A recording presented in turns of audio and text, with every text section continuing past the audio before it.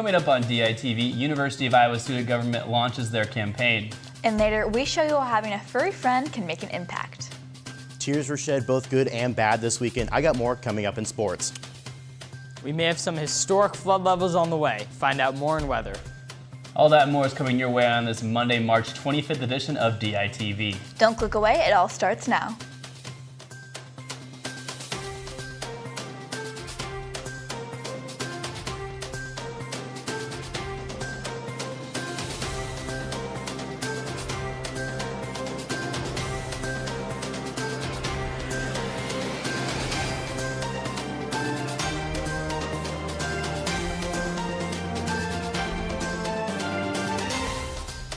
Good morning and thank you for tuning in. I'm Noah Gowdy. And I'm Susanna Kloster. We had a busy weekend in Hawkeye sports that was full of all kinds of emotions, but one thing is for sure, it was a historic one. And to tell us more, we have Zach Lohman in the sports studio.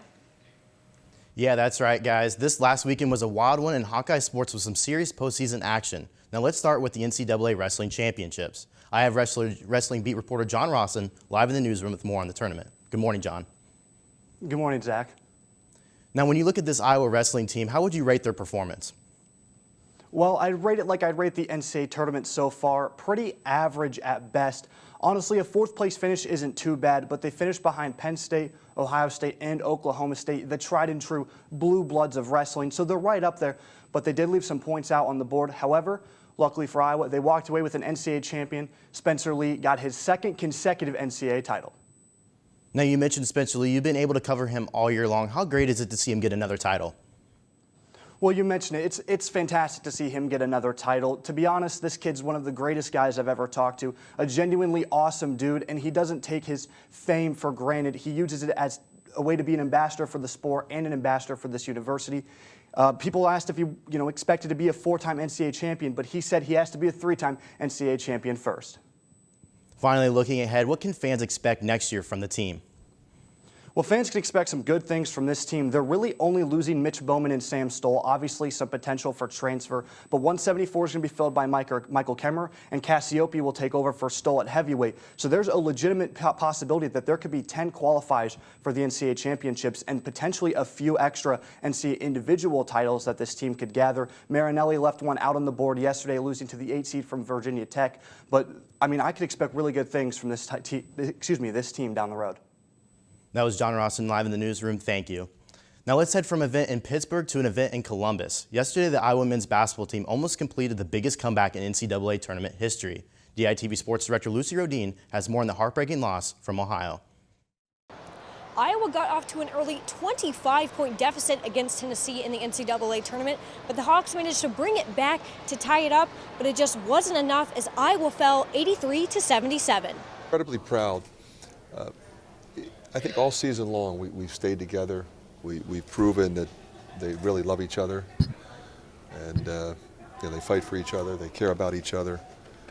It was not the beginning that we'd hoped for in terms of the start of the game. You got to give credit to your opponent on that.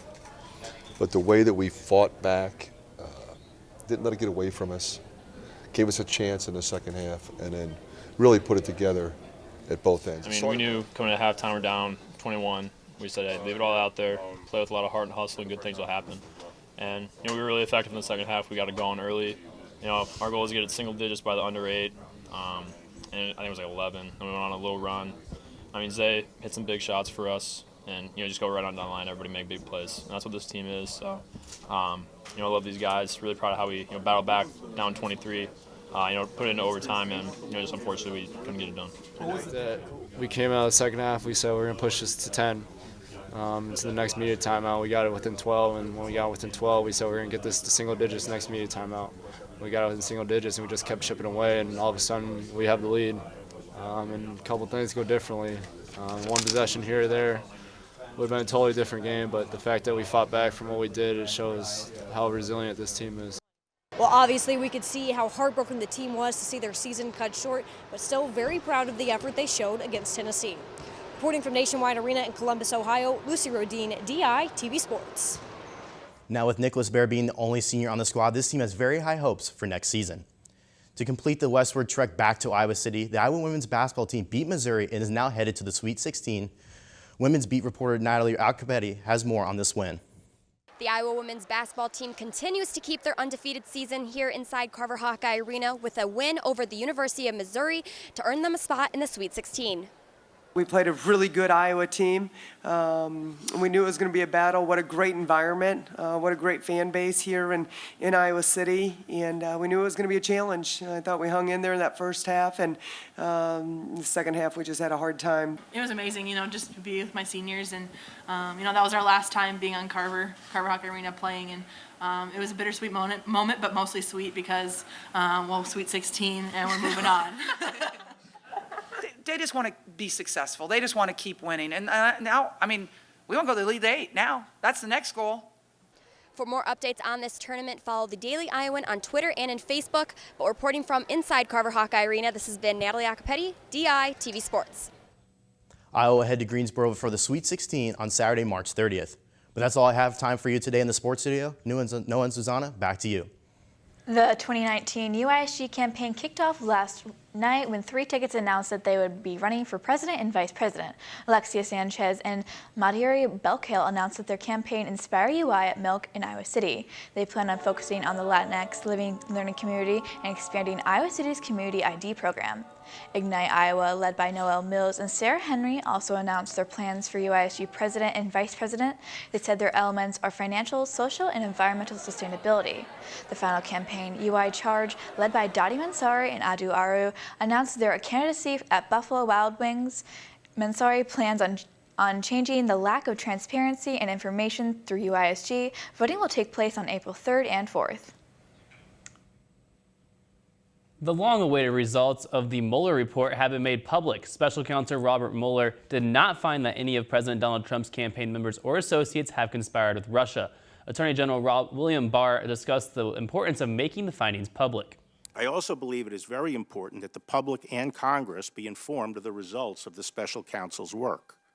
My goal will be to provide as much transparency as I can consistent with the law. I can assure you that where judgments are to be made, I will make those judgments based solely on the law, and I will not let personal, political, or other improper interests influence my decision. In a 4-page letter to Congress, Barr and Deputy Attorney General Rod Rosenstein determined that there was not enough evidence to be used against Mueller or in support of the president in his obstruction of justice.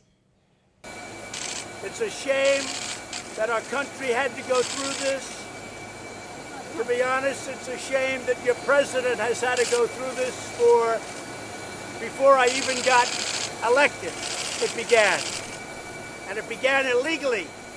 And hopefully somebody's going to look at the other side. This was an illegal takedown that failed. And hopefully somebody's going to be looking at the other side. While the report did not say that the president had committed a crime, the report also did not exonerate him or discharge Trump from the case. In a tweet, Trump said, quote, "No collusion, no obstruction, complete and total exoneration, keep America great," end quote. In the case, it is said that Mueller's team interviewed about 500 witnesses. 13 requests were also made to foreign governments for different forms of evidence. Barr and Rosenstein say they could not bring a criminal case without proof beyond a reasonable doubt that Trump's actions obstructed specific proceedings.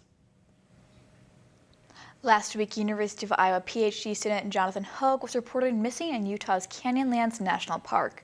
According to the San Juan County Sheriff's Office in Utah, authorities said that Hogue had fallen approximately 500 feet.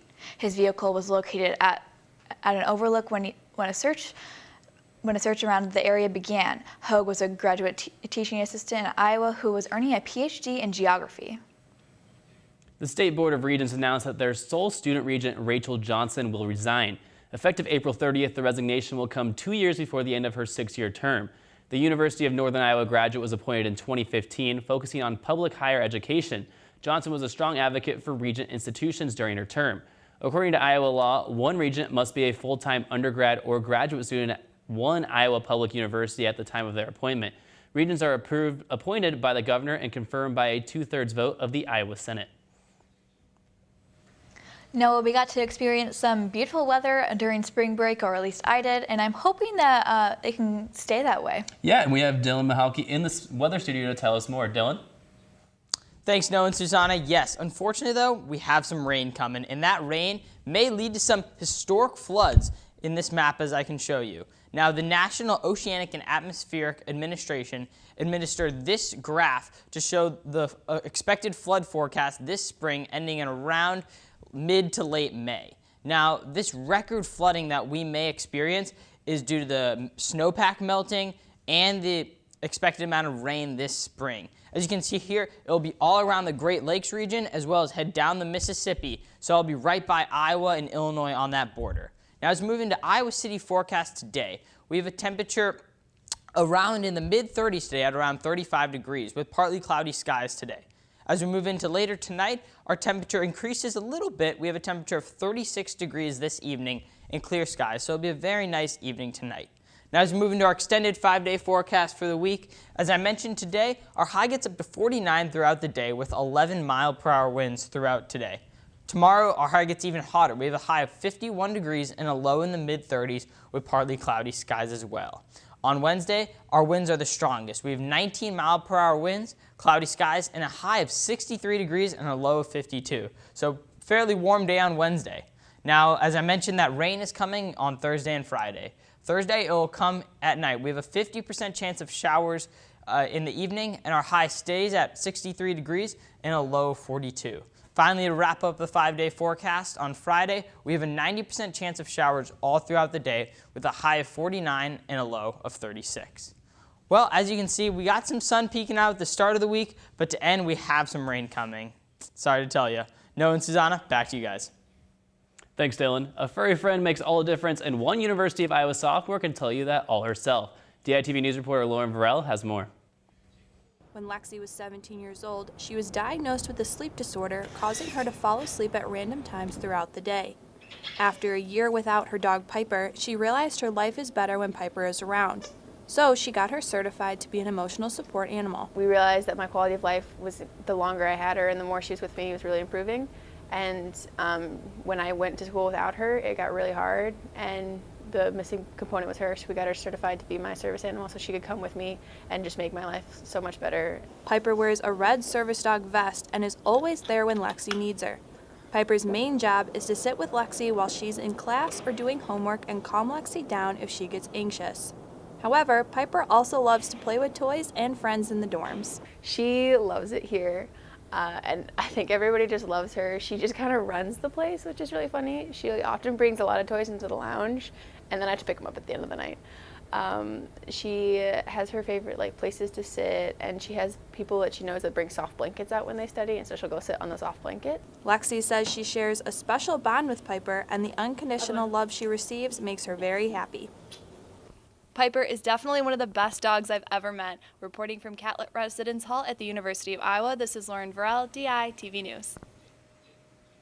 Graduate students at the University of Iowa are now able to earn a combined degree for the College of Engineering and Urban and Regional Planning School. Pursuing this degree will grant students a master's in science and civil and environmental engineering with a sub-program of sustainable water development and a master's of science in urban and regional planning. The combined degree is said to have originated from federal funding for higher education and sustainable water development, requiring 65 semester hours to complete instead of the former 81 hours. The degree can be completed in 5 semesters. Well, thank you for tuning in to this Monday morning edition of DITV. Be sure to head over to DailyIowan.com for all the latest news, and be sure to head over to Daily Iowan's Instagram and Facebook and Twitter. For DITV, I'm Susanna Kloster. And I'm Noah Gowdy. Have a great day, Iowa City. We'll see you right back here tomorrow, same time, same place.